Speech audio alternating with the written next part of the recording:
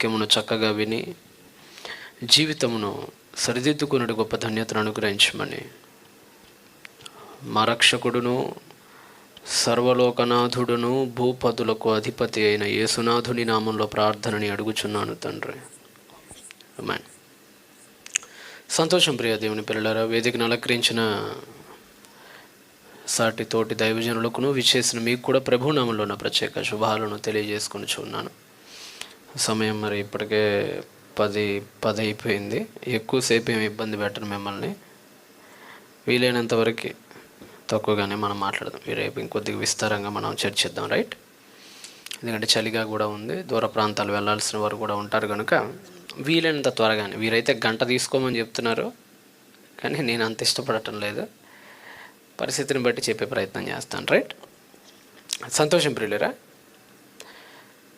మరి ఉపేంద్ర అన్న గారు వారి తమ ఆరోగ్య పరిస్థితులను బట్టి రాలేదని తెలియజేశారు కనుక మరి అన్నగారు మీకు ఇచ్చినటువంటి టైటిల్స్ 2 మీ ముందు ఇచ్చారు అన్నగారు. వారే చెప్పాల్సినటువంటి టైటిల్సే వాస్తవానికి. వాటిలో ఒకటి, మీరు యేసుక్రీస్తుకి అభిమానుల లేక శిష్యుల. అది అంటే యేసుక్రీస్తుకి అభిమానులు శిష్యులు ఈ 2 తెగలలో మీరు ఏ తెగకు చెందినవారు అనేటువంటి ప్రశ్న వారు సంధించారు. వారి నోట నుంచి వింటే ఇంకా బాగుండేది బహుశా, కానీ మనం కూడా లేఖనాల్లో నుంచి కొన్ని ఆలోచిద్దాం. ముందుగా ప్రియులరా, అభిమానికి శిష్యుడికి చాలా తేడా ఉంది. ఏంటా తేడా అంటే, అభిమాని అనేవాడు తన అభిమాన నటుడిని లేదంటే తన హీరోని అనుకరిస్తాడు, కానీ శిష్యుడు అనుసరిస్తాడు. అనుకరించటం వేరు, అనుసరించటం వేరు. అనుకరణ వేరు, అనుసరణ వేరు. అనుకరణ అంటే అర్థం ఏంటంటే, ఆయన లాంటి హావభావాలను తాను ఇమిటేట్ చేయటం. అనుకరణ అంటే మీకు అర్థమయ్యేటట్టు సింప్లిఫైడ్ లాంగ్వేజ్లో ఇంగ్లీష్లో చెప్పాలంటే ఇమిటేట్ అంటారు, ఇమిటేషన్ అంటారు. ఇమిటేషన్ అంటే అతన్ని పోలి, తన బాహ్య రూపాన్ని అతన్ని పోలి ఉండేటట్లుగా చూసుకోవటం. ఒక ఉదాహరణకి ఒక హెయిర్ స్టైల్ అనుకోండి, లేదంటే ఒక నడిచే నడక తీరు కానివచ్చు, లేదంటే మాట్లాడే విధానం కానివచ్చు. ఈ మధ్య ఎక్కువగా ఈ ఇన్స్టాగ్రామ్లో, ఈ సోషల్ మీడియా వచ్చినప్పటి నుంచి హీరోలని అనుకరించే వాళ్ళు ఎక్కువ అయ్యారు. అంటే ఒక అల్లు అర్జున్ లాగా అతను కూడా గడ్డం పెంచుకొని అతను కూడా అతనిలా డైలాగ్స్ చెప్పడం, ఒక ప్రభాస్ లాగా డైలాగ్స్ చెప్పడం, పాటలు వేయటం, అనుకరణ అంటారు వీటిని. అంటే అనుకరించేవారు చాలామంది ఉన్నారు, కానీ అనుసరించేవారు మాత్రం ఎవరు లేరు. ఉదాహరణకు మనం బైబిల్ గ్రంథంలో నుంచి యేసుక్రీస్తుకి అభిమానులు బైబిల్లో ఉన్నారు, యేసుక్రీస్తుకి శిష్యులు కూడా బైబిల్లో ఉన్నారు. ఇద్దరికి చాలా తేడా కనపడుతుంది మనకి. ఆయనను అభిమానించే వాళ్ళు ఎవరు, వాళ్ళు ఎలా ఉంటారో, వాళ్ళ లక్షణాలు ఎలా ఉంటాయో ఒకసారి మీరు యోహాను సువార్తకు రాగలరా? యోహాను సువార్త 3వ అధ్యాయము ప్రారంభ పలుకు. యేసుక్రీస్తు వారిని అభిమానించే వాళ్ళు ఎలాగుంటారు, శిష్యులుగా ఉండే వాళ్ళు ఎలా ఉంటారు. ఆయనకు అభిమానులకు కొన్ని పోలికలు ఉన్నాయి. అభిమానులు ఎలా ఉంటారో కొన్ని పోలికలు దేవుడు బైబిల్లో చూపించాడు. ఎట్ ద సేమ్ టైం శిష్యులు ఎలా ఉంటారు, డిజైపుల్షిప్ ఎలా ఉండిద్దో కూడా బైబిల్లో దేవుడు మన కళ్ళ ముందు కట్టినట్లుగా వాక్యాలను బంధించాడు, రాయించాడు, సంధించాడు. ఇక్కడ మనకు యేసుక్రీస్తుకు ఒక వీరాభిమానం ఉంటాడు. వీరాభిమాని, శిష్యుడు కాదు, వీరాభిమాని. ఎవరు ఆ వీరాభిమాని? చదవండి 3వ అధ్యాయం 1. యూదుల అధికారి. చదవండి. యూదుల అధికారి అయిన నికోదేము అను పరిసయ్యుడు ఒకడు ఉన్నాడు. జాగ్రత్తగానండి. యేసుక్రీస్తు వారిని అభిమానించేవాడు ఒకడు ఉన్నాడు. ఇక్కడ మీరు కూడా అందరూ శిష్యులు కాదు. పొరపాటున నేను యేసుప్రభుకు శిష్యుడు అన్నని నోట్లో చెప్పేయటం కాదు, నోటితో చెప్పేయటం కాదు. ఇక్కడ మీలో చాలా మంది, 100 మంది కూర్చున్నారు కదా, మీలో అందరూ ఆయన శిష్యులు కాలేరు, కానేరరు. అభిమానులుగా మిగిలిపోయే వాళ్ళు చాలా మంది ఉన్నారు ఇక్కడ. అభిమానులుగానే మాత్రమే సరిపోయే వాళ్ళు, శిష్యులుగా సరిపోని వాళ్ళు చాలా మంది ఉన్నారు ఇక్కడ. అభిమానులుగా ఎలా ఉంటారంటే, ఒక వ్యక్తి ఉన్నాడట, అతని పేరేంటట? నికోదేము. అతను ఎవరట? పరిసయ్యుడట. సామాన్యుడు కాదు, చాలా పెద్ద ఇంటోడు ఆయన, చాలా గొప్పోడు, చాలా పరిసయ్యుడు అతను. యూదుల అధికారి అతను. ఆ పరిసయ్యుడైనటువంటి ఆ నికోదేము ఏం చేశాడు చదవండి. అతడు రాత్రి యందు ఆయన యొద్దకు వచ్చి, ఏమయ్యా పగలంతా ఏం చేస్తున్నా? పగలేం చేస్తున్నావట? రాత్రిపూట వస్తున్నాడట యేసుప్రభు దగ్గరికి. రాత్రిపూట. పగలంతా ఏం చేస్తున్నావంటే పగలు రావడానికి ఇష్టపడట్ల ప్రభు దగ్గరికి. ఎందుకంటే పోస్ట్ పోద్ది అక్కడ. ఏం పోస్ట్? ఈరోజు మనలో కూడా ఎక్కువ మంది ఉన్నారు, పోస్ట్ పోయిద్దనే భయంతో యేసు పట్ల తానుకున్న అభిప్రాయాన్ని చెప్పటానికి గజగజ ఉనికిపోతున్నారు ఇప్పుడున్న రాజకీయ వ్యవస్థలో. నిన్నెవరో పాపం ఎస్వి యూనివర్సిటీలో తిరుపతి దగ్గర కొట్టారండి పాపం ఒక ఆయన్ని. మత ప్రచారం ఇది ఒక వంక దొరికింది సన్నాసులు చాలామందికి. మాట్లాడితే ఇప్పుడు ఒక ఆఫీసర్ అండి, ఆయన ఏదో టీచరు లెక్చరర్, ఈయనే కాదు ఇంకెవరైనా కానీ వాళ్ళ రూమ్లో యేసుప్రభు క్యాలెండర్ ఉన్నా, యేసుప్రభు సంబంధించిన బైబిల్ ఉన్నా, ఒక ఫోటో దొరికి నీకు అంతే చాలు, ఇక మత ప్రచారమే కొట్టేస్తున్నారు. అందుకని ఈరోజు చాలామంది అండి తాము యేసుక్రీస్తుని అనుసరిస్తున్నామని చెప్పుకోలేకపోతున్నారు బయట. ఎందుకంటే పోస్ట్ ఎక్కడ ఊడిపోద్దానని భయం. మీకు తెలుసో తెలీదో, మా ఆంధ్రప్రదేశ్ హోంమంత్రి ఒక ఆవిడ ఉంటుంది, పేరు నేను చెప్పను, తెలుసు, హోంమంత్రి. ఆవిడ గతంలో ఒక 4-5 ఏళ్ల క్రిందటే ఆవిడ ఇంటర్వ్యూలో ఆవిడ ఏం చెప్పిందంటే, 4-5 ఏళ్ల క్రిందటే, నేను క్రైస్తవురాల్ని, నాకు యేసుప్రభు అంటే చాలా ఇష్టం, నేను బైబిల్ రోజు చదువుతూనే ఉంటాను, మా ఇంట్లో క్రిస్మస్ భలే చేస్తారు, అసలు నేను యేసుప్రభుకి పెద్ద బిలీవర్ అని చెప్పింది ఆవిడ. ఈ మధ్య తెలుగుదేశం ప్రభుత్వం వచ్చింది కదా, ఎక్కడ యేసుప్రభు శిష్యురాలని తెలిస్తే ఎక్కడ ఉద్యోగం ఊడిపోద్దానని చెప్పేసి, అబ్బే అదేం లేదండి, నేను మా ఇంట్లో పూజలు చేస్తాం, మా ఇంట్లో అన్నీ బాగానే ఉంటాయి, యేసుప్రభు చేసి అభిమానిస్తాను అంతే ఆయన్ని అని ప్లేట్ టక్కని తిప్పేసిందండి. అంటే యేసుక్రీస్తును అనుసరిస్తున్నామని తెలిస్తే ఈరోజు కొంతమందికి రిజర్వేషన్లు కూడా పోయే అవకాశం ఉంది. ఈరోజు తెలుసుగా, బయట మొన్న వారం రోజులు అట్టుకుంటా సుప్రీంకోర్టు తీర్పు ఇచ్చింది. ఎవరో చెన్నైలో ఒక ఆవిడ, పాండిచ్చేరి దగ్గర, ఆవిడకి ఏదో ఉద్యోగం దగ్గర క్యాస్ట్ సర్టిఫికేట్ అవసరం అయితే ఆవిడ చర్చకు వస్తుందని క్యాస్ట్ సర్టిఫికేట్ ఇవ్వలేదట స్థానిక ఎంఆర్ఓ. ఇవిడ వెళ్ళి కేసు వేస్తే సుప్రీంకోర్టు కూడా ఏమనిందంటే, యేసుప్రభుని నమ్ముకుంటే, యేసుప్రభుని అనుసరిస్తే వాళ్ళకి హిందూ సర్టిఫికేట్ కొట్టేస్తారని చెప్పేసి తీర్పు ఇచ్చేసింది కోర్టు. ఉండటానికి ఇల్లేదు, ఉంటే హిందూగా ఉండు, లేదంటే క్రైస్తవురాలుగా, లేదంటే క్రైస్తవుడిగా ఉండు, నువ్వు కేవలం ఉద్యోగం కోసం మాత్రమే హిందూగా వస్తే నీకు ఎస్సీ సర్టిఫికేట్ ఉండదు అని కొట్టేసింది సర్టిఫికేట్ని. అప్పటి నుంచి చాలామంది బయట క్రైస్తవులు అని చెప్పుకోవడానికి సిగ్గుపడుతున్నారు, ఎక్కడ ఉద్యోగాలు పోతాయో, ఎక్కడ రిజర్వేషన్లు పోతాయో అని. ఇతని పరిస్థితి కూడా అదే. ఎవరి పరిస్థితి? నికోడేమస్ పరిస్థితి. ఎందుకు రాత్రిపూట ఎందుకు వచ్చాడంటే, రాత్రిపూట వస్తే ఎవరికి తెలియదు కదా, తొందరగా అందరూ నిద్రపోతుంటారు కదా, అప్పుడు వచ్చాడనమాట రాత్రిపూట. చదవండి, మళ్ళీ చదవండి ఆ వర్షను. రాత్రి వేళ వచ్చి, బోధకుడా, అయ్యా నువ్వు చేస్తున్న సూచక్రియలు చూస్తుంటే మైండ్ బ్లాక్ అయిపోతుంది అయ్యా. ఏంటి అసలు ఆ మిరాకిల్స్, ఏంటి అసలు ఆ సూచక్రియలు? నీ పెద్ద ఫ్యాన్ అయిపోయా, నీకు పెద్ద అభిమాని నీకు. అసలు నువ్వు దేవుడి దగ్గర నుండి వస్తే తప్ప ఇలాంటి పనులు ఎవడూ చేయలేడు అని చెప్పి అన్నాడు. అప్పుడు యేసుక్రీస్తు ఏమన్నాడు కింద? అందుకు యేసు అతనితో, ఒకడు క్రొత్తగా జన్మించితేనే గాని అతడు దేవుడి రాజ్యము చూడని. ఏమండి, ఆయన ఏమన్నా అడిగాడా? దేవుడి రాజ్యం ఎవరు చూస్తారు, ఎప్పుడు చూస్తారని ఏమన్నా ప్రశ్నించాడా, లేదంటే పొగిడాడా? మీరు జాగ్రత్తగా చదవండి బైబిల్ని.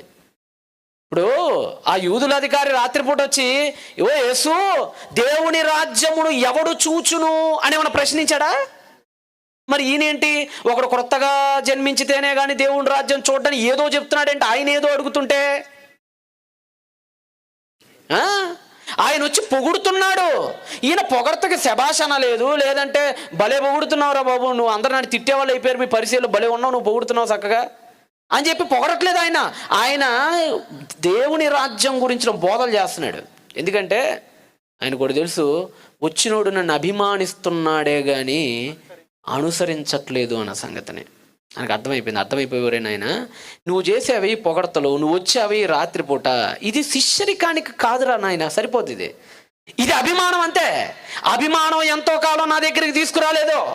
నాతో కలిసి నివసించాలనుకునేవాడు, నా రాజ్యంలో నాతో పాటు ఉండాలి అనుకునేవాడు నాకు అభిమానిగా ఉంటే సరిపోడు. మరి ఎలా ఉండాలి? అనుసరించాలి, శిష్యుడుగా ఉండాలి. ఎలా ఉండాలో శిష్యుడు? యోహాను సువార్త 8వ అధ్యాయం చూడండి. శిష్యుడు అనే ట్యాగ్ లైన్ ఎవరికి వచ్చిందో, శిష్యులు అనే ట్యాగ్ లైన్ యేసుక్రీస్తు వారు ఎవరెవరికి ఇచ్చారో 8:31 యోహాను సువార్త తీయండి. యోహాను సువార్త 8వ అధ్యాయం 31 తీయండి.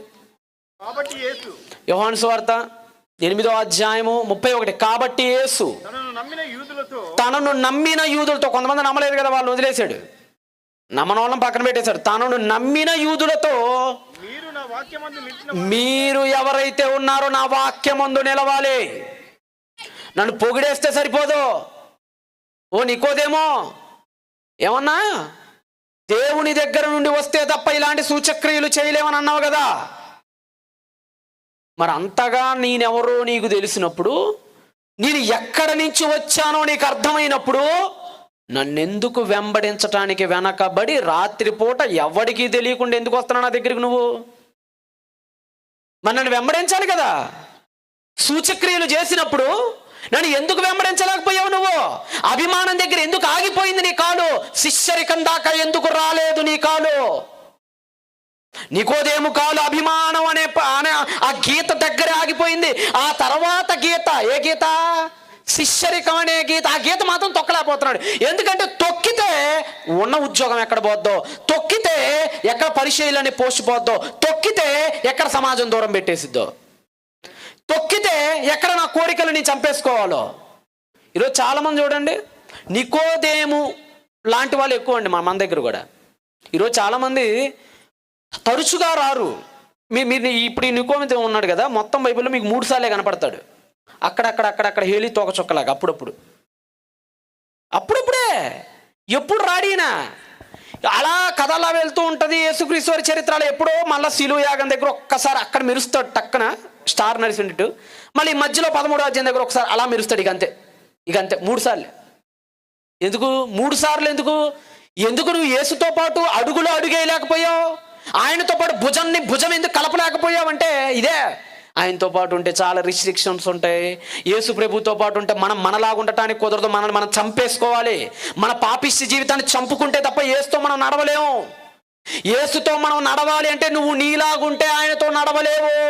నీ జీవితంలో నువ్వు చేసిన నీ అనే ప్రతి పాపాన్ని నువ్వు చంపేస్తే తప్ప ఆయన దగ్గర నువ్వు వసించలేవు. గుర్తుపెట్టుకో.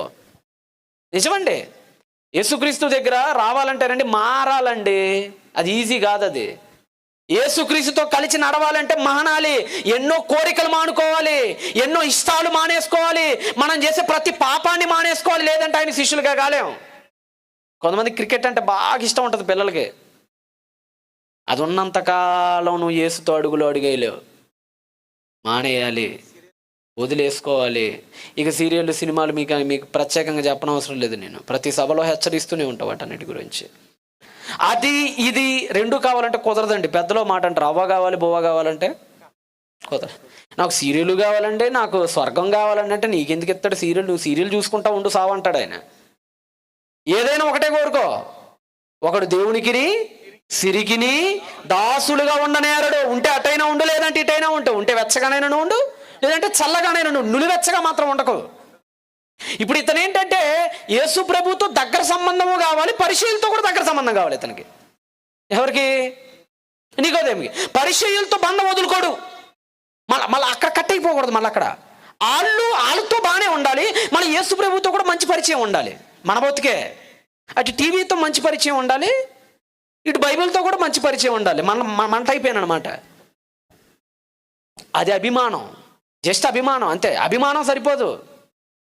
మధ్య ఏదో సర్వే పెట్టారు, బుద్ధుడిని నమ్మే బుద్ధిస్టులకి సర్వే పెట్టారు. మీకు యేసుప్రభు అంటే అభిమానమా కాదంటే బుద్ధిస్టులు టాప్ అండి. 75% బుద్ధుడిని వెంబడించే బౌద్ధ భిక్షువులు మాకు యేసుప్రభు అంటే అభిమానం అని చెప్పారట. ఎంతమంది? 75%. వాళ్ళు అభిమానిస్తున్నారు. నువ్వేంటి అభిమానించేది? తొక్క. వాళ్ళు నీకంటే ఎక్కువ అభిమానిస్తున్నారు. వాళ్ళు హిందువులకు పెట్టారు మొన్న ఈ మధ్యనే. ఇండియా మొత్తం, నేపాల్, మారిషస్ మొత్తంలో హిందువులు అందరికీ పెడితే 50% హిందువులు అవును మాకు జీసస్ క్రైస్ట్ అంటే అభిమానం అని చెప్పారు. నువ్వేంటి అభిమానించేది? ఆయనకి అభిమానులు హిందువుల్లో ఉన్నారు, బుద్ధిస్టుల్లో ఉన్నారు. నువ్వేం ఉండనవసరం లే. ఆయనకి ఎవరు కావాలంటే ఆయనకి అభిమానులు కాదు కావాల్సిందే, ఆయనకి శిష్యులు కావాలి. శిష్యులు కావాలి ఆయనకి. అదే చెప్పాడు కదా ఇందాక ఏమన్నాడు? యోహాను సువార్త 8లో ఇందాకేమన్నాడు? మీరు నా వాక్యమందు నిలవాలి. నిలిచిన వారైతే నిజముగా నాకు శిష్యులై ఉంటారా? మీరందరూ శిష్యులు ఎప్పుడవుతారో తెలుసా? నాకు నన్ను పొగిడేస్తే శిష్యులు అయిపోరు. నా ప్రార్థనలకు వస్తే శిష్యులైపోరు, నా సూచక్రియలు చూసి చప్పట్లు కొడితే శిష్యులైపోరు. నాకు ఒకడు శిష్యులు అవ్వాలంటే వాడికి ఒక కండిషన్ పెట్టాడు. ఆయన ఏంటి ఆ కండిషన్? వాక్యం ముందు నిలవాలి, నా వాక్యం ముందు నిలవాలి. నిలిచారా మరి? క్రీస్తు వాక్యం ముందు మీలో ఎంతమంది నిలిచారు చెప్పండి? ఇందాక సోదరులు మీకు చెప్పారు కదా, మానవ బ్రతుకు ఇంతలో కనపడి అంతలోనే మాయమయ్యేది. ఇంకా యెషయా గ్రంథంలో కూడా మంచి పోలిక పెడతాడు మహానుభావుడు. ఒకసారి యెషయా గ్రంథాన్ని తీయండి, 40వ అధ్యాయం 15కి రండి. యెషయా గ్రంథము 40వ అధ్యాయం 15కి రాగలరా? యెషయా గ్రంథము జాగ్రత్తగా చదవాలి. యెషయా గ్రంథము 40వ అధ్యాయము 15 వచనం. జనములు అనగా మనమే. జనములు అంటే ఎవరు? మన గురించి మాట్లాడుతున్నాడు ఆయన, యెషయా ప్రవక్త మన గురించే. జనములు చేద నుండి జారు బిందువుల వంటి వారు. ఎలాంటి వారు అంటే మనందరం ఎలాంటి వాళ్ళమాట? చేద నుండి జారు బిందువుల. చేద అంటే మీకు ఐడియా ఉందండి? చేద విన్నారా? మరి ఇటు తెలంగాణ మాండలికంలో ఏమైనా డిఫరెంట్ వర్డ్ ఏమైనా యూజ్ చేస్తున్నారేమో? లేదా, సేమ్ వర్డ్, రైట్. చేద అంటే అర్థం ఏంటంటే, పూర్వకాలాల్లో ఈత ఆకులతో బకెట్లా చేసేవాళ్ళు అండి. బకెట్లాగా కొంతమంది చెక్కలతో చేసేవాళ్ళు. ప్రాంతాలను బట్టి డిఫరెంట్గా ఉంటాయి అవి. తెలంగాణ శైలి ఎలా ఉండేదో నాకు అంత అవగాహన లేదులే, కానీ మా ఆంధ్రప్రదేశ్ వైపు అయితే ఈత మట్టల్ని, ఈత ఆకుల్ని కలిపి ఒక బకెట్లా చక్కగా తయారు చేసేవాళ్ళు. సరే, మనం ఆ కాలం నుంచి ఇప్పుడు న్యూ జనరేషన్, ఆర్టిఫిషియల్ ఇంటెలిజెన్స్ అనే కొత్త జనరేషన్లోకి వచ్చాం కాబట్టి మనకు అంత అవగాహన లేకపోవచ్చు ఆ ప్రాచీన వస్తువుల గురించినటువంటి అవగాహన. మీకు అర్థమయ్యేటట్టు సింపుల్గా చెప్పాలంటే బకెట్ అంటే తెలుసు కదా, సింపుల్గా బకెట్. మనకి ఇంగ్లీష్ బాగా తెలుసు తెలుగు కంటే, అదే విచిత్రమో కానీ. బకెట్. మనుషుల్ని దేవుడు దేంతో పోలుస్తున్నాడంటే, మనుషుల్ని మరొకసారి చదవగలరా మాట?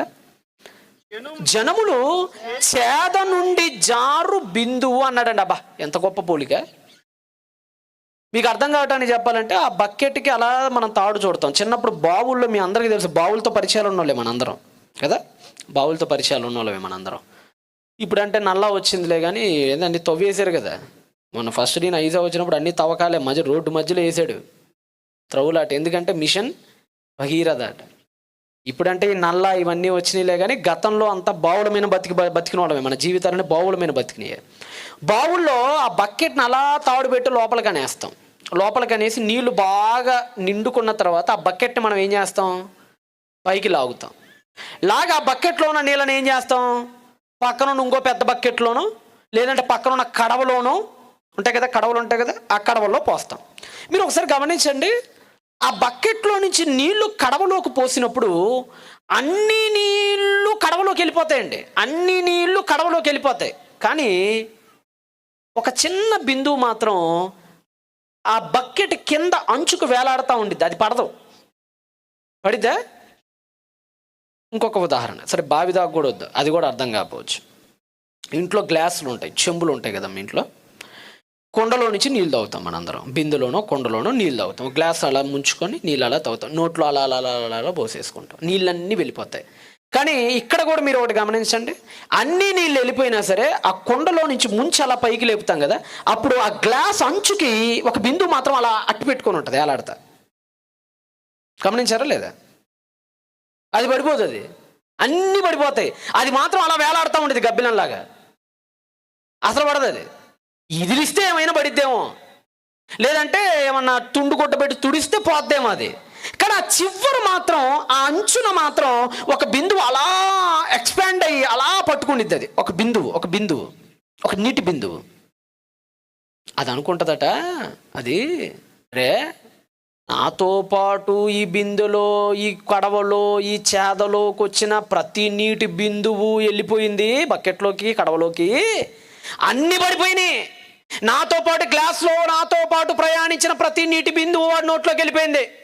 నాతో పాటు బకెట్లో పడిన ప్రతి నీటి బిందువు ఆ కడవలోకి వెళ్ళిపోయింది. కానీ నేను మాత్రం అలా ఎలాడుతా ఉన్నా. దేన్ని పట్టుకొని? ఆ గ్లాస్ను, ఆ బకెట్ను పట్టుకొని భ్రమల గంటా ఉండిద్దట, కళ్ళ గంటా ఉండిద్దంటే ఏమని?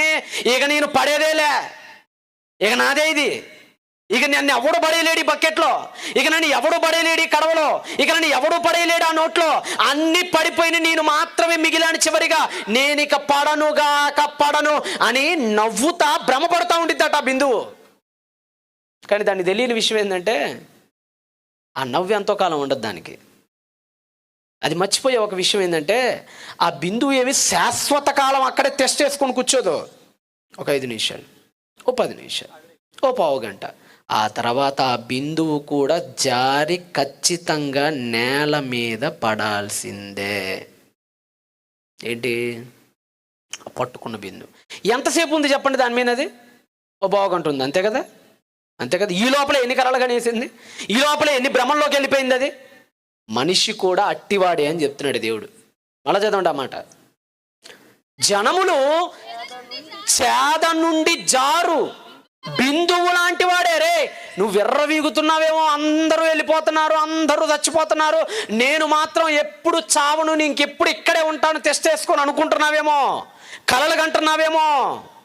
కానీ ఒకటి గుర్తుపెట్టుకో, 10 నిమిషాలే నీ నవ్వు, పావు గంటే నీ భ్రమ, ఆ తర్వాత నువ్వు కూడా ఈ మట్టిలోనికి వెళ్ళిపోవాల్సిన వాడివే. గుర్తుపెట్టుకో, ఆ బిందువు ఎలాగైతే నేలన జారిందో మనం కూడా నేలలోకి జారిపోతాం ఒకరోజు. ఎప్పుడు? చచ్చిపోయేటప్పుడు. ఇంకో మాట అన్నాడు ఆయన, ఇంకొక ఉదాహరణ ఇచ్చాడు అక్కడ, చదవండి అది కూడా. జనులు త్రాసు మీద ఉండు ధూళి, ఎక్కడుండే ధూళితో పోలుస్తున్నాడండి జనాల్ని. త్రాసు మీద ధూళే, త్రాసు ఇది కూడా పోయిందిలేండి. ఇప్పుడు త్రాసులన్నీ పోయినాయి మనకి. ఇప్పుడు మీరు షాప్కి వెళ్తే కందిపప్పు ఏదో ఏమంటారు, కందిపప్పేనా, కందిబేళ్ళు ఏదో అంటారు కదా మీరు, కందిబేళ్ళు ఏదో సంథింగ్ ఏదైనా సరే కొనడానికి మీరు వెళ్తారు కదా షాప్కి. ఇప్పుడు ఎలక్ట్రానిక్ కాటాలు వచ్చేసినాయి. 500 గ్రాములు, 1000 గ్రాములు, మీరు ఎంత అడిగితే అంత వాడు దాన్ని బట్టి 500 గ్రాములు వస్తే ఒక ½ కిలో కట్టేసి ఇచ్చేస్తాడు. కానీ ఒక జనరేషన్ ముందుకు వెళ్ళిపోతే కిరాణా కొట్లు ఉండే మనకి. కిరాణా కొట్లలో ఒక తక్కెట ఉండేది అక్కడ కదా, గుర్తుందా మీకు? మధ్యలో అలా వేలాడి తీసేవాడు తక్కెటని, ఇనప తక్కెట. ఓ పక్క రాళ్ళు ఉండే, ఇటువైపు నీకేం కావాలో ఆ వస్తువు ఇటువైపు పోసేవాడు, ఆ పప్పు ఏదో ఇలా ఇటువైపు వేసేవాడు. సరిగ్గా తూగింది అనుకోండి అది, అప్పుడు పొట్లం కట్టి ఇచ్చేస్తాడు. ఇలాగా పొద్దున్నుంచి సాయంత్రం దాకా త్రాసు మీద వ్యాపారం చేసిన వ్యాపారి సాయంత్రం 6ంటికి షాప్ కట్టేస్తాడు. కట్టేసి ఆ షట్టర్ అలా కిందకనేసి ఇంటికి వెళ్ళిపోతాడు. ఈ సందులో అతని ఇంటికి వెళ్ళిపోతాడు కదా, ఆ త్రాసు ఖాళీగా ఉండిద్ది కదా. ఈ సందులో ఎక్కడ లేని ధూళి దుమ్ము కణాలన్నీ కలిసి ఎక్కడికి వచ్చేస్తాయి? ఆ త్రాసు మీదకి వచ్చావు అనుకుంటాయట. రేయ్ ఇక నాకు తిరుగులేదు, వెళ్ళిపోయాడు, నా యజమాని వెళ్ళిపోయాడు, వాడికి మళ్ళా రాడు, ఇక ఈ దేశం నాదే, ఇక ఈ త్రాసు నాదే అని దుమ్ము ధూళి రేణువులన్నీ కలిసి ఆ త్రాసు మీద పడి ఎక్స్పాండ్ అవ్వటం స్టార్ట్ చేస్తాయండి, అవి విస్తరించడం స్టార్ట్ చేస్తాయండి. వృద్ధి చెందుతాయి, అభివృద్ధి చెందుతాయి, విస్తరిస్తాయి, నిండుకుపోతాయి. ఆ దుమ్ము రేణువులంతా శుభ్రంగా తక్కెట మొత్తం విస్తరించేస్తాయి. కానీ దానికి తెలియని ఒక విషయం ఏంటంటే ఆ తక్కెట దానిది కాదు, ఆ త్రాసు దానిది కాదు, దాని సుఖనివాసం ఎంతో కాలం ఉండదు.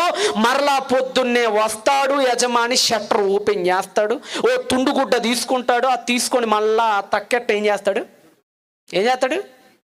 గట్టిగా దులిపాడంటే ఎక్కడున్న దుమ్ము అక్కడ ఏమైపోద్ది? ఎగిసి కింద పడి మళ్ళా చీపురు కట్ట తీసుకుని ఆ దుమ్మునంతా ఏం చేస్తాడు? ఊడ్చి చెత్త బిన్లో పడేస్తాడు. ఎంతకాలం దాని ఆనందం? ఆ దుమ్ము ఎంతకాలం అట దాని ఆనందం, ఎంతకాలం దాన్ని విర్రవీగిన పొగరబోత్తనం ఎంతకాలం దానికి? ఓ రాత్రే దాని ఆనందం, ఓ రాత్రే దాని సంతోషం. తెల్లారి మళ్ళా చెత్త బుట్టలోకి వెళ్ళిపోవాల్సిందే. ఈ లోపలే పెద్ద పెద్ద కలలుగానే వస్తుందట ఆ దుమ్ము రేణువులు. మన బ్రతుకును కూడా అలానే పోల్చాడండి. ఒరే ఒక రాత్రి ఒక దుమ్ము ఎట్లా ఆనందపడుతుంది, ఆ పిచ్చి దుమ్ము, ఆ పనికి మాలిన దుమ్ము, దానికి తెలియని వాస్తవం తెల్లారికి మళ్ళీ చెత్తబొట్టులోకి పోద్ది. దానికి తెలియట్లేదు, అది తెలియక పెద్ద పెద్ద కలలు కంటేస్తుంది. అది అక్కడ ఏదో విస్తరించేద్దాం, అక్కడ ఏదో దాన్ని ఏదో చేసేద్దాం, తక్కెట పైన ఉన్న రేకు ఇత్తడిని అనుకుంటుంది అది. మనిషి కూడా అంతే. ఈరోజు మానవుడు కూడా చూడండి, ఎప్పుడు పోతాడో తెలియని ఇడు బోరైనా నయ్యం కాసేపైనా ఎగిరి పైకి వదిలితే మనం ఎప్పుడు పోతామో తెలియదు. మనం ఎప్పుడు పోతామో తెలియకుండానే ఎన్నెన్ని కోట్లు సంపాదిస్తున్నాడండి ఒక్కొక్కటి చెప్పండి. ఎన్ని తరాలు తిన్నా తరగని ఆస్తి కాదు ఈరోజు. ఎన్ని కోట్ల రూపాయలు ఈరోజు ఎందుకు? ఏదో సంపాదించేద్దాం, ఏదో సుఖం పొందేద్దాం. వీడికి అర్థం కాని విషయం ఏంటంటే అవన్నీ నువ్వు అనుభవించకుండానే వెళ్ళిపోవాలి. ఇక్కడ ఆ సంగతి జనములు ఎరుగట్లేదు అని చెప్తున్నాడు యెషయా ప్రవక్త. అందుకని యోహాను సువార్త 9వ అధ్యాయంలో యేసుక్రీస్తు మహానుభావుడు మంచి మాట అన్నాడు 4వ వచనంలో. యోహాను సువార్త 9వ అధ్యాయము 4వ వచనం చదవగలరా? యోహాను సువార్త 9వ అధ్యాయం 4వ వచనం చదవగలరా? చదవండి. పగలు ఉన్నంత వరకు ఏది ఉన్నంత వరకు? పగలు ఉన్నంత వరకు నన్ను పంపిన వాని క్రియలు మనము చేయుచుండవలెను. ఎప్పుడు చేయాలట? పగలున్నంత వరకు. పగలున్నంత వరకు ఎవరి క్రియలు చేయాలట? నన్ను పంపిన వాని క్రియలు, మనల్ని పంపిన వాని క్రియలు చేయాలట. నెక్స్ట్, రాత్రి వచ్చుచున్నది, అప్పుడు ఎవడు ఏ పని చేయలేడు. ఏంటా పగలు, ఏంటా రాత్రి ప్రభు? పగలు ఉన్నంత వరకు ఆయన పనులు చేయాలంటే ఏంటా పగలు? ఏమండి, ఈరోజు మన జీవితం అంతా పగలండి. మీకు అర్థమయ్యేటట్టు చెప్పాలంటే, ఈ ముక్కులో ఊపిరాడినంత కాలం నీకు ఇది పగలే. ఈ గొంతులో ఉమ్మి మింగినంత కాలం ఇది నీకు పగలే. ఈ గుండె చప్పుడు కొట్టుకున్నంత కాలం నీకు ఈ పగలే. ఈ కనురెప్పలు ఆర్పుతున్నంత కాలం నీకు ఇది పగలే. ఈ పగలు ఏ పగలు? నీవు ఎంతకాలం అయితే ప్రాణం నీ గొంతులో దేవుడు పెట్టాడో అంతకాలం మనం ఎవరి పనులు చేయాలి? పంపిన వాని పనులు చేయాలి. అయితే రాత్రి కూర్చున్నది ఏంటా? రాత్రి సమాధిలో పాతెట్టేస్తారు కదా, గోతిలో పాతెట్టేస్తారు కదా. ఈ గోతి తవ్వి ఆ గోతిలో ఆ గుంటలో నిన్ను పనుకోబెట్టి పైన మట్టి కప్పినప్పుడు లోపలంతా ఏమైపోద్ది చెప్పండి?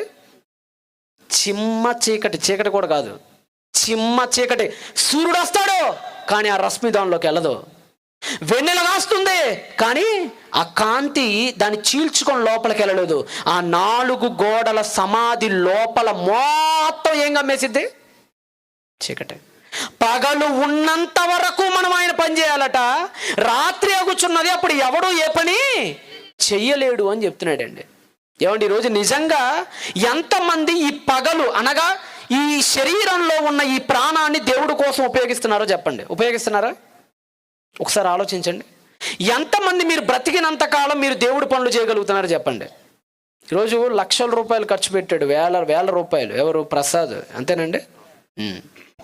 చక్కగా ఇంత మంచి స్థలం, చక్కని సౌండ్ సిస్టమ్ మీ అందరి ముందు వచ్చింది. లక్షల రూపాయలు ఖర్చు అండి. దీని వెనుక ఒక్కడే భరించుకుంటున్నాడు. ఒక్కడే భరించుకొని తన కుటుంబం తరపున ఇవన్నీ పెడుతున్నాడంటే దేవుడి కోసం ఏం చేస్తున్నాడు? పని.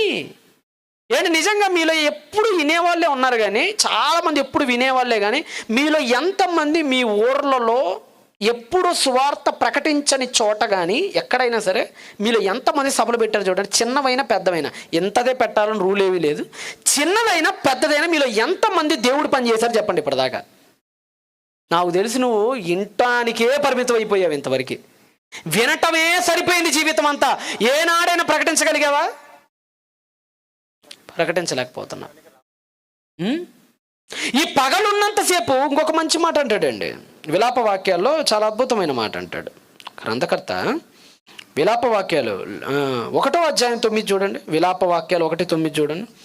మన అంత్యస్థితి గురించి మాట్లాడుతూ అయినా, మన చివరి స్థితి గురించి మాట్లాడుతూ అయినా దాని కడవరి స్థితిని అది జ్ఞాపకం చేసుకోదట. అంటే చివరికి చచ్చిపోయేటప్పుడు వెనక్కి తిరిగి చూస్తే నా స్థితి ఏంటి, దేవుడి కోసం నేనేం చేశా, ఏదైనా ఆయన కోసం చెప్పుకోదగిన పని ఒక్కటి చేశానా అని ఎప్పుడు ఆలోచించుకోదట. అది ఎప్పుడు ఆలోచించుకోదట. అది ఇంకా దాని అపవిత్రత దాని చెంగు మీద ఉందట. అపవిత్రత ఎక్కడుందట? పాపం అది చేస్తున్న పాపం చెంగు మీద ఉందటండి. ఏమండి, పాపాన్ని దేవుడు దేంతో పోల్చాడంటే ఇక్కడ చెంగు పైన ఉన్న అపవిత్రతతో పోల్చాడు. ఏమండి, మీ అందరు ఇక్కడ చీరలు కట్టుకున్నారు చక్కగా. నా తల్లులు, చెల్లు, అక్కలు చాలామంది చీర కట్టుకున్నారు. రైట్. చెంగు ఉంటుంది కదా, చెంగు అలా వేలాడుతుంటుంది కదమ్మ, కింద చెంగు ఉంటుంది.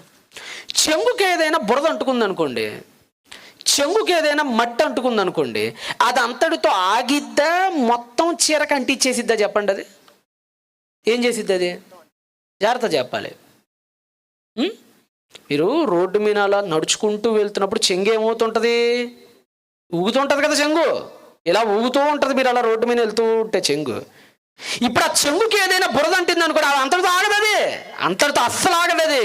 తన కంటిన బురదని నీ వెనుక, నీ వీపుకి, ఆ చీరకి మొత్తం చిన్నగా ఒక్కొక్క ఊగుడు అలా ఊగుతూ ఉన్నప్పుడల్లా ఆ చెంగు ఏం చేస్తూ ఉంటుంది? ఆ చీరని అంటిస్తూ అంటిస్తూ అంటిస్తూ అంటిస్తూ అంటిస్తూ మొత్తం నీ వెనక భాగం మొత్తాన్ని, తన కంటిన బురదను మొత్తాన్ని దీనికి అంటించి దీన్ని కూడా బాడు చేసిద్ది. అది బాడైంది కాక దేని కూడా పాడు చేసిద్ది? మొత్తం వెనకంటిన చీర మొత్తాన్ని పాడు చేసిద్ది. అది పాపం కూడా చెంగు మీనంటిన అపవిత్రత లాంటిదట. అది కూడా అంతటితో ఆగదు. నువ్వు ఏదైనా పాపం చేసావు, అది అంతటితో ఆగిపోతుంది, అంటిస్తుంది అంటిస్తుంది. మొత్తం అన్ని కోరికలకి నిప్పంటి వదిలేసిద్ది. అది చివరికి చెంగు కంటిన బురద మొత్తానికి ఎలాగైతే అంటిందో, నువ్వు చేస్తున్న పాపం కూడా ఎన్నో దశలు మారి దిశలు తిరిగి మొత్తం నీ ఆత్మ మొత్తానికి పెయింట్ పూసినట్టు పూసేసిద్ది ఆ పాపం మొత్తాన్ని. ఒక్కసారి గనక మనం అంటించుకుంటే పాపం ఆ లిమిట్స్లో ఆగిపోదండి పాపం. మళ్ళీ చాలామంది ఏమనుకుంటామంటే, ఒక పాపమే కదా, చిన్నదే కదా, ఒక్కటే కదా, ఏమైద్దిలే అనుకుంటావు. దాని గుణం నీకు తెలియక ఆలోచిస్తున్నావు. నువ్వు పిచ్చి దానివి, నీకు అర్థం కావట్లేదు దాని గుణం. అది ఒక్కదాంతో ఆగదది. అది ఎలాంటిదో తెలుసా? మొత్తం మొత్తం మొత్తం చెదలు తిన్నట్టు తినేసిద్ది అది. చెక్క చూడండి, చెక్కకి ఫస్ట్ చెదలు ఎలా పట్టిద్దండి? కొద్దిగా పట్టిద్ది. ఇప్పుడు నేను మొన్నే కదా, నేను 2 నెలల తర్వాత ఇంటికి వెళ్ళా. ఈ మధ్యన వెళ్ళా, ఒక వారం 10 రోజుల కిందట వెళ్ళాను. నేను గడేసేసి ఉంటుంది కదా, కిటికీలన్నీ మూసేస్తా. వచ్చేటప్పుడు సభకి గడేసేసి ఉంటుంది, లోపలికి ఆక్సిజన్ కూడా వెళ్దా, తాళం వేసేసి ఉంటాను. లోపల చిమ్మ చీకటి అయిపోయింది.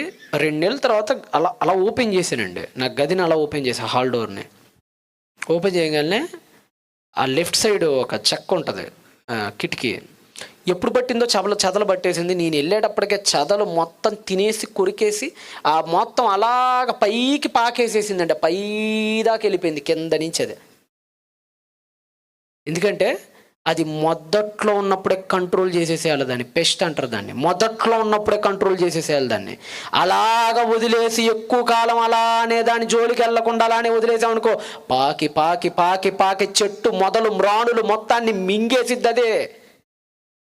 మానవుడి పాపం కూడా అలాంటిదే.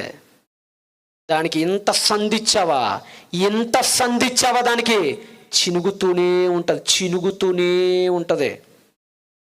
మీకు చీరల గురించి బాగా తెలుసు.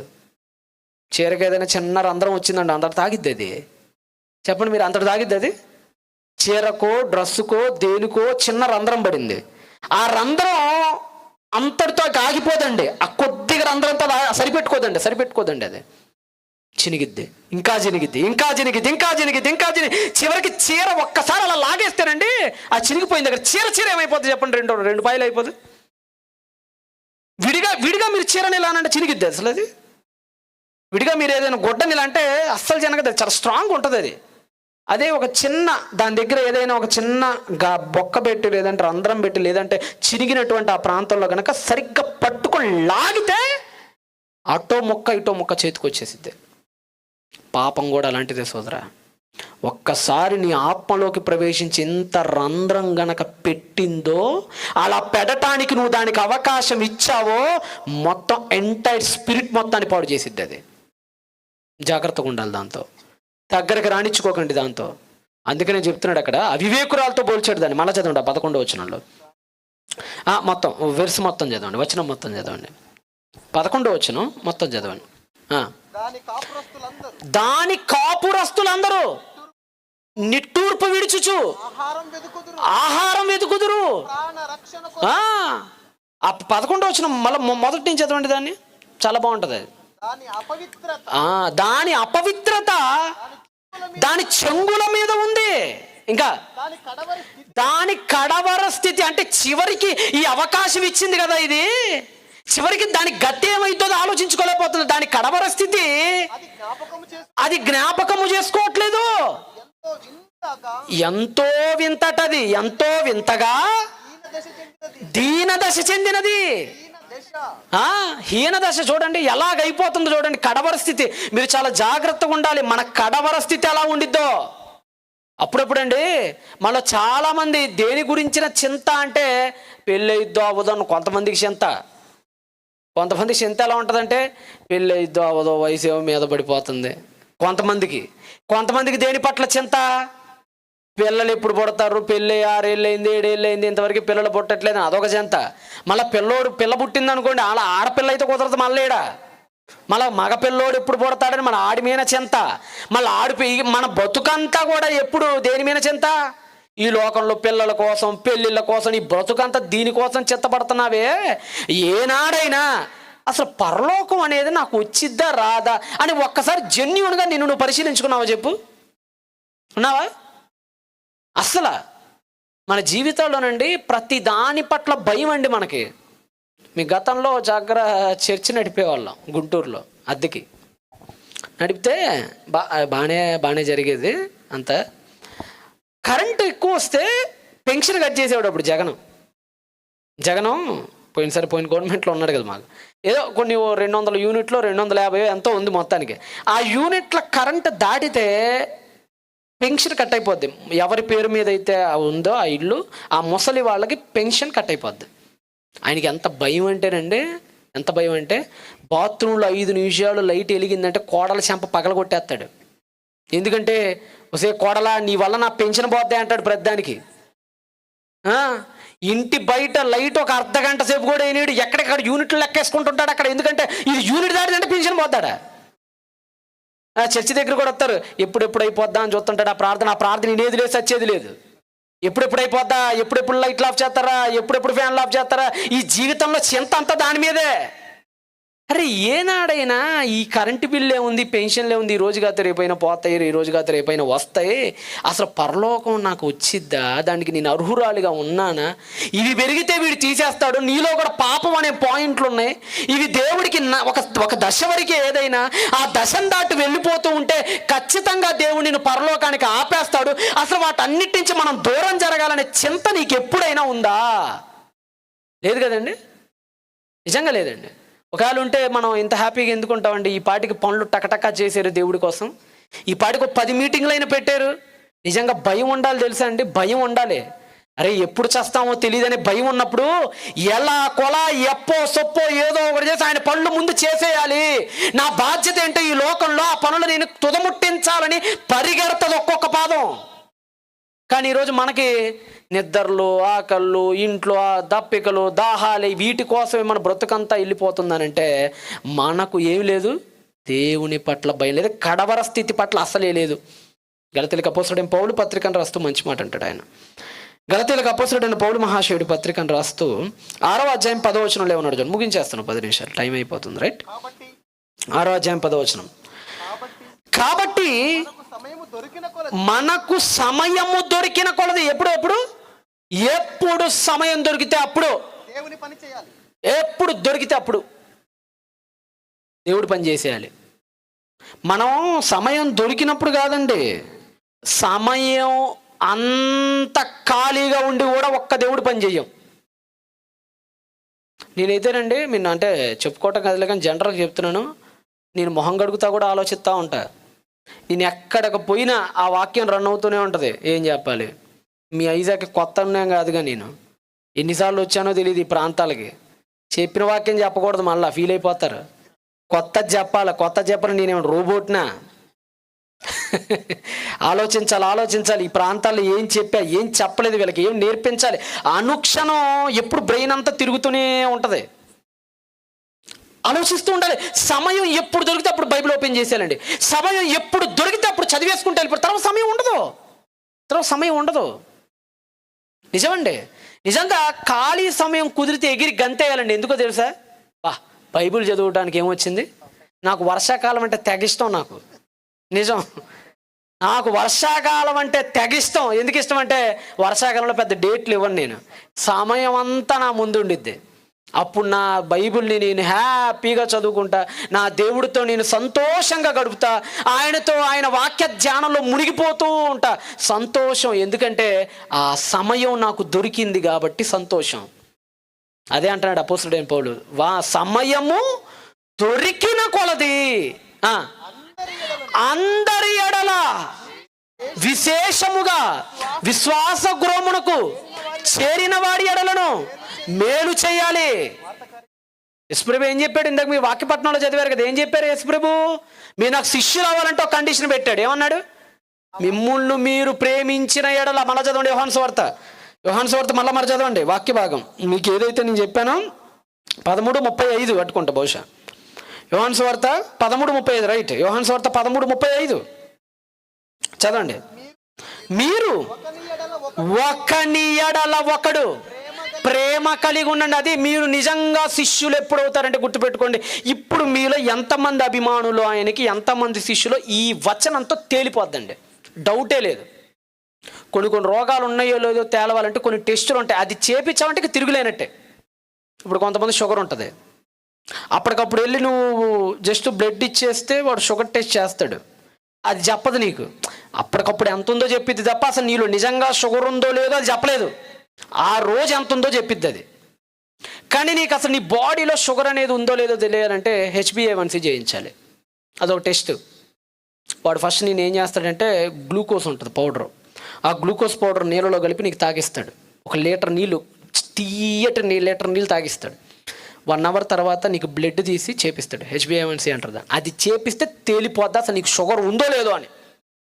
అలానే ఈ వచనం, ఇప్పుడు మీరు చదువుతున్న ఈ వచనం, క్రైస్తవుడుగా ఉన్న నువ్వు అభిమానివో శిష్యుడవో తేల్చేసే వచనం ఇది. ఏంటా వచనం? చదవండి మళ్ళా. మీరు ఒకని ఎడల ఒకళ్ళు ప్రేమ కలిగిన వారు గనక అయితే, దీనిని బట్టి, ఈ టెస్టును బట్టి, ఈ పరీక్షను బట్టి మీరు నా శిష్యులని అందరూ తెలుసుకుంటారు. మీరు నాకు శిష్యులని ఎప్పుడు తెలిసిద్దో తెలుసా? ఎప్పుడు? ఒకని ఎడల ఒకళ్ళు ఏం కలిగి ఉండాలి? ప్రేమ.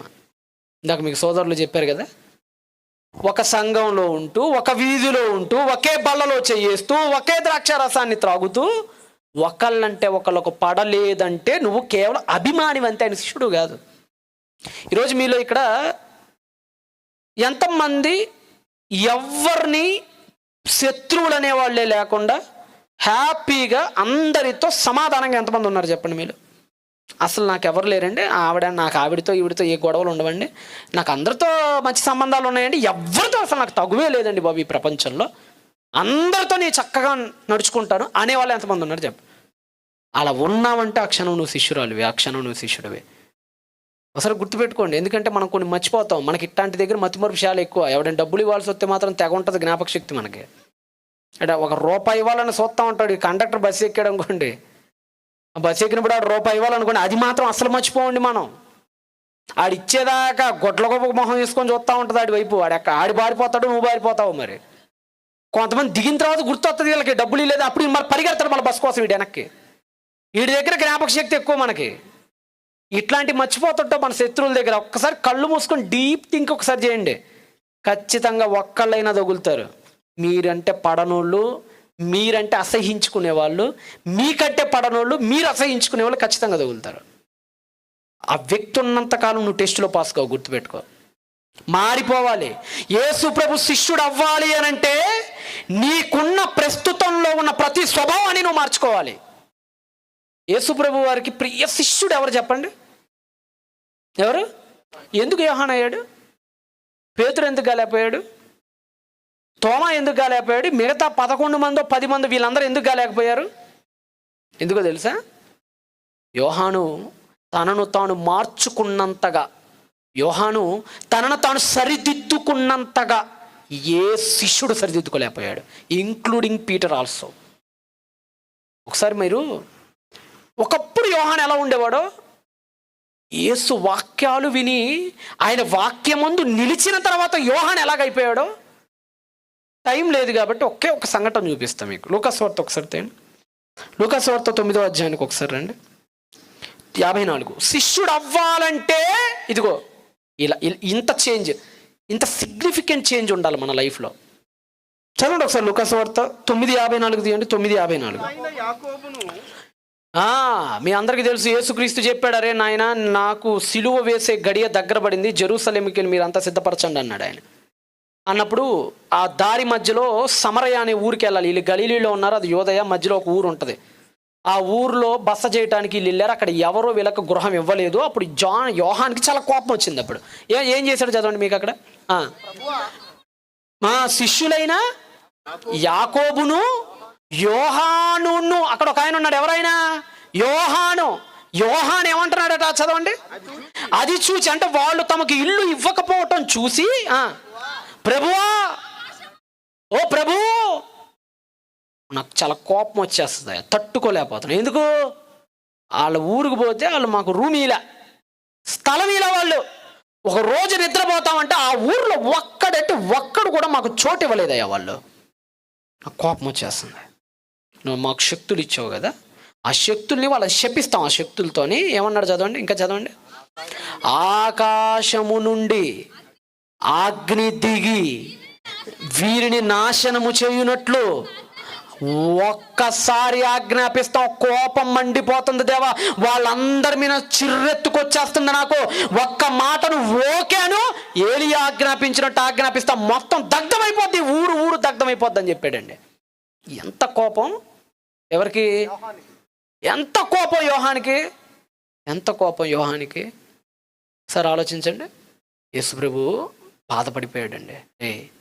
మీరు నాకు ఇంకా అభిమానులుగానే ఉన్నారా, శిష్యులు కావట్లా అని యేసు కింద ఏం చేశాడు చూడండి, చదవండి. ఆయన వారి తట్టు తిరిగి, రే షడప్, శిష్యుడివేనా నువ్వు? అసలు శిష్యుడైతే నా వాక్యం ముందు నిలవాలి. శిష్యుడైతే ఏదో నా వెంట రావటం కాదు, నా వెనకమాల పడి నేను ఎక్కడికి వస్తే అక్కడ రావటం కాదు. శిష్యుడంటే నేను చెప్పిన ప్రతి వాక్యాన్ని అనుసరించి నడవాలి.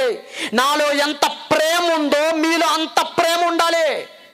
నేను ఎంత క్షమాశీలున్నో మీకు అంత క్షమాగుణం అబ్బాలి. మీకు అబ్బలా, మీకు ఇంకా వాళ్ళ మీద ద్వేషం అలానే ఉంది. చంపేసేంత కోపం ఉంది నీకు వాళ్ళ మీద. ఎంత కోపం, చంపేసేంత కోపం వచ్చింది. అగ్ని దిగి చంపేస్తున్నావు అంటే ఎంత కోపం ఉంది జాన్ నీలో.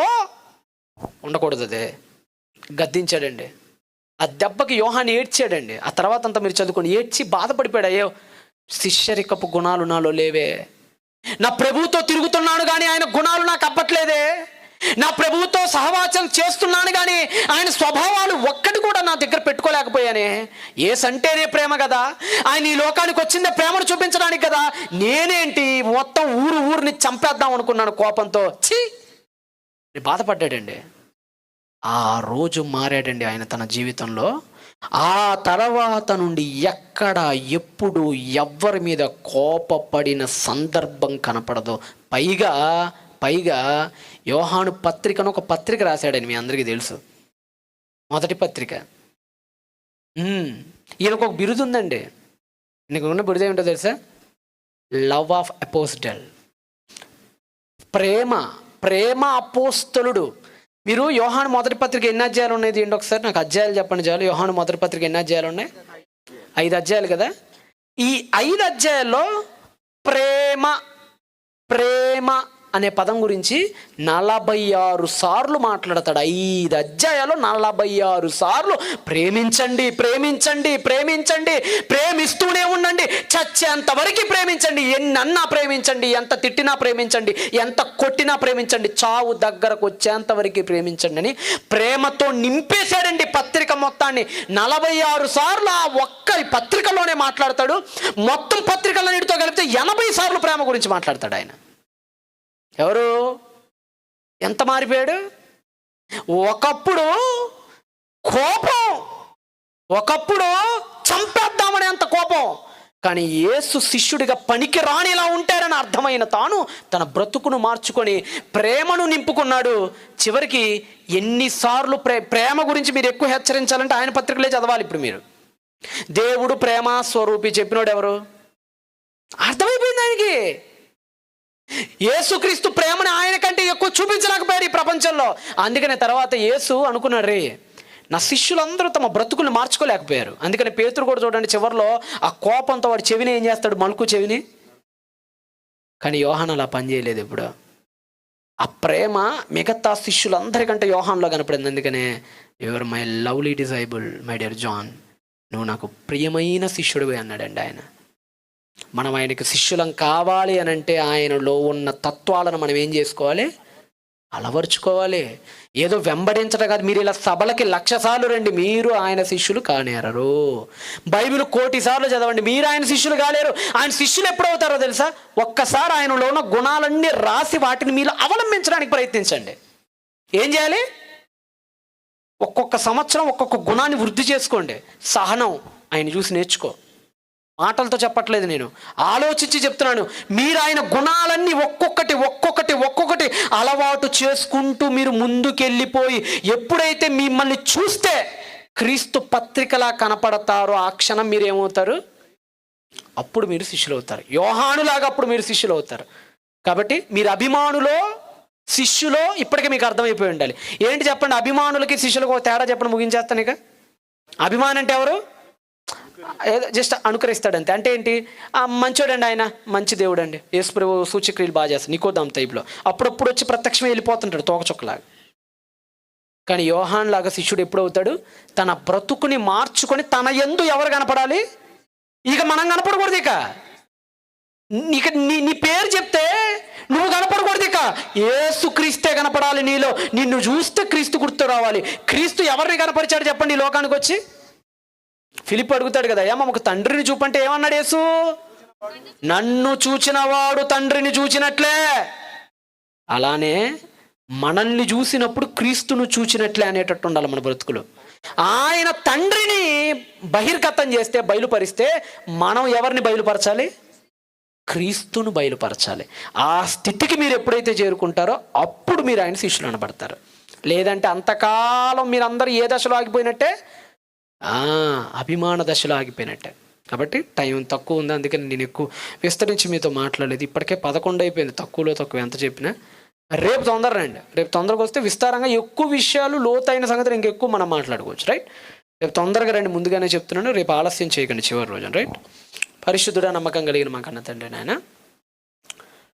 మీ బిడ్డల్ని జ్ఞాపకం చేసుకోండి తండ్రి. అభిమానులు అందరూ శిష్యులు ఎప్పుడు కాలేరు. బహుశా భ్రమపడుతుంటావేమో, నేను యేసుప్రభు శిష్యుని, ఈ ప్రశ్న నాకెందుకు తెలియదు, నేను ఖచ్చితంగా శిష్యుని నేనని.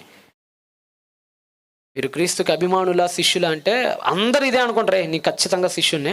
అదేంటి, నేను ఇంతగా దేవుని కోసం కష్టపడుతున్నాను నేను ఒక భ్రమలో బ్రతుకుతారు. వాళ్ళకి అర్థం కాని విషయం ఏంటంటే దాని డెఫినేషన్ తెలిసినట్టే ఉంటుంది, కానీ అది ఎప్పటికీ తెలియని పరిస్థితిలో వాళ్ళు మిగిలిపోతారు. ఒకనాడు నాయన నికోదేము, మీ కుమారుడు ఎక్కడి నుంచి వచ్చాడో తెలుసు, ఆయనకి సూచక్రియలు చేస్తున్నాడని తెలుసు, కానీ వెంబడించడం మాత్రం వెంబడించడు, ఆయన అనుసరించడు. జస్ట్ అలా మంచోడు అని అభిమానిస్తాడు అంతే. ఒక పరిచయుడైన సీమోను కూడా పరిచయుడే, తాను కూడా మీ కుమారుణ్ణి అనుకరించాడు. జస్ట్ అలా ఆయన దగ్గరుండి అప్పుడప్పుడు ప్రత్యక్షం అవుతుండేవాడు, కానీ జీవితకాలం ఆయన స్వభావాన్ని ధరించుకోలేకపోయారు. యోహానుకి ఆ విషయం అర్థమైపోయింది.